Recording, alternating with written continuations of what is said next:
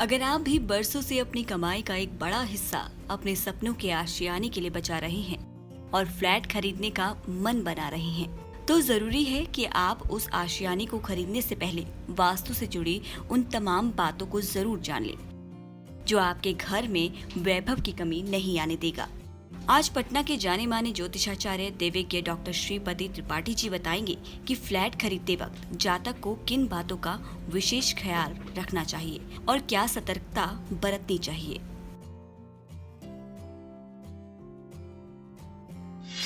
दोस्तों नमस्कार, मैं हूं डॉक्टर श्रीपति त्रिपाठी। आजकल बढ़ती जनसंख्या और घटती जमीन के कारण फ्लैट की कीमत दिन पर दिन आसमान छूते जा रही है, जिसके चलते अब महानगरों और छोटे शहरों में अब अपार्टमेंट यानी फ्लैट में रहने का चलन बहुत ही तेजी से बढ़ने लगा है। जाने माने भवन निर्माताओं द्वारा बहुमंजिला इमारतें बनाई जा रही हैं। इन इमारतों में अनेक प्रकार की व्यवस्थाएं दी जा रही हैं।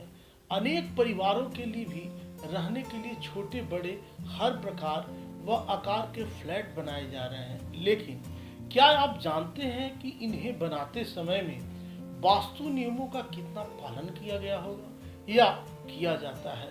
शायद ज्यादा नहीं। हालांकि इस विषय पर कई बहुमंजिला इमारत के निर्माता यह दावा जरूर करते हैं कि उनके फ्लैट वास्तु नियमों के अनुसार बने हुए हैं और निर्माण कार्य के दौरान किसी भी प्रकार के वास्तु नियमों तथा सिद्धांतों की अनदेखी नहीं की गई है। खैर, इन दावों में कितनी सच्चाई होती है यह कोई वास्तु का जानकार ही बता सकता है।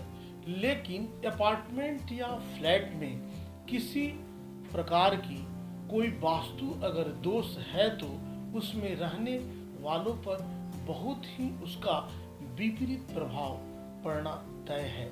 आइए जानते हैं कि वे कौन सी स्थितियां हैं जो अपार्टमेंट या फ्लैट में वास्तु दोष का निर्माण करती हैं और इन दोषों के निवारण के क्या हमारे यहाँ उपाय हैं और उसके क्या क्या उपाय हो सकते हैं। किन बातों का रखें ध्यान।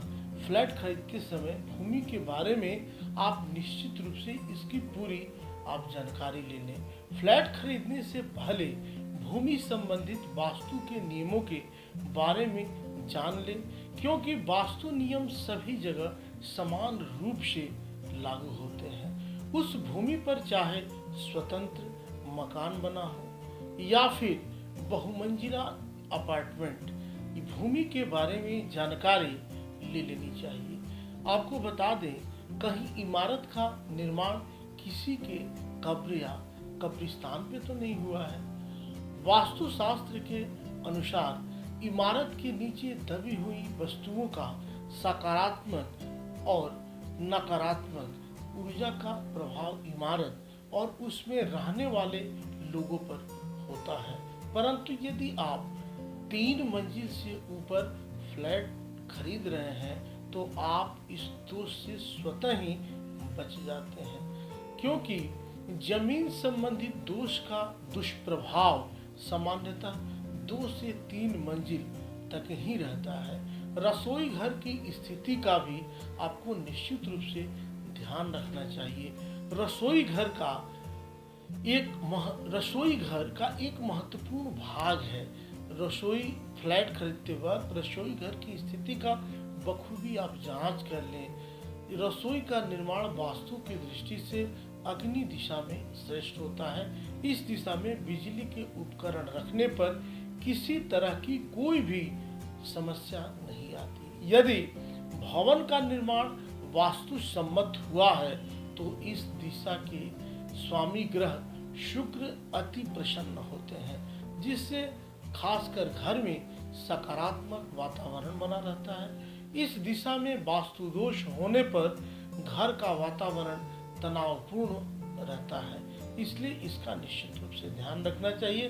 स्नान घर व शौचालय की स्थिति के बारे में भी ध्यान देना चाहिए। फ्लैट खरीदते समय विशेष ध्यान रखनी चाहिए कि स्नान घर व शौचालय कभी भी नैऋत्य दिशा यानी कि दक्षिण और पश्चिम और ईशान दिशा में न हो, और यह दिशा दूषित व अपवित्र होने पर भवन में रहने वालों को प्रायः कलह व विभिन्न कष्टों का सामना करना पड़ता है। साथ ही व्यक्ति की बुद्धि भ्रष्ट होती है। उत्तरी और पूर्वी दिशा अर्थात ईशान कोण जल का प्रतीक है। ईश मतलब भोले शंकर, इसलिए यहाँ पीने का पानी का प्रबंधन होना चाहिए। वास्तु के अनुसार वायव्य कोण में सेप्टिक टैंक एवं शौचालय का निर्माण उत्तम है। फ्लैट में बेडरूम की स्थिति जो है उसका भी निश्चित रूप से ख्याल रखना चाहिए। बेडरूम का हमारे जीवन में महत्वपूर्ण स्थान होता है। शयन कक्ष यदि सही दिशा में हो तो व्यक्ति को अच्छी नींद आती है, सुखद नींद आती है, जिससे वह सुबह तरोताजा होकर उठता है और तरोताजा जातक फील करता है और पूरे दिन ऊर्जावान रहता है। ध्यान रहे कि आप जो भी फ्लैट खरीद रहे हैं उसका बेडरूम पूर्व दक्षिण दिशा में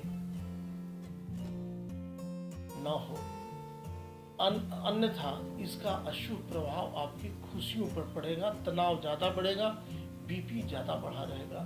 निवारण के लिए क्या करना चाहिए? अब सवाल यह उठता है कि बिल्डर वास्तु नियमों का तो पालन नहीं करते, और यदि आपने ऐसी किसी इमारत में फ्लैट ले लिया है और उसमें वास्तु दोष है तो इसके लिए निश्चित रूप से अब क्या करें?